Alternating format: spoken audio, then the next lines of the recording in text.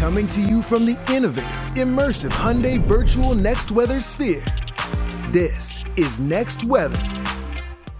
All right, so we are looking at the worst over with, but we are still in a next weather alert because we are still seeing some coastal flooding and some issues from this nor'easter that has affected us over the weekend. Hi, everybody. I'm meteorologist Andrew Kozak in for Chief Meteorologist Bill Kelly. And we're going to start things off with the next weather alert and showing you the latest info because while, yes, we are seeing the worst of it starting to subside, minor flooding is possible along all Jersey and Delaware shore points tonight. The wind threat is over, although it will still be breezy. We're talking about 30 to 40 mile per hour gusts in some cases all the way through the overnight and into your Tuesday. Bands of showers and, yes, even for Philadelphia and areas to the north and west, we're likely to see at least a few more, we'll say light to moderate spotty showers, and then everything tapers as we head into tomorrow morning. But the coastal flood threats are still there. In fact, still moderate threats across South Jersey and some of those South Jersey, Delaware facing beaches, and then basically major from, we'll say LBI to Atlantic City and then up toward Toms River. This is going to be because we've already seen so much of this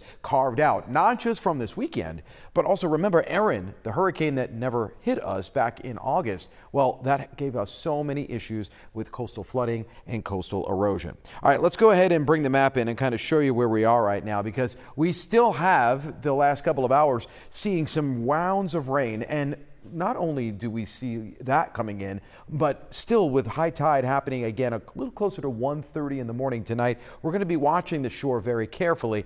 I do think that we'll still see some flooding a little bit further inland, some of those areas that are just a few blocks away from the shore points, and then it's going to be really until we pull this system out tomorrow afternoon that things get so much better. Look at the swirl in the clouds, the actual area of low pressure still right off the Jersey Shore. And until we get that out of here, we're still going to have that issue there. So that's why we're still going to stay in a next weather alert for you. And until that area of low pressure actually gets out of the way, well, we still have the wind, 30 to 40 mile per hour gusts. This is the futurecast into midnight tonight from Cape May all the way up to Atlantic City and LBI.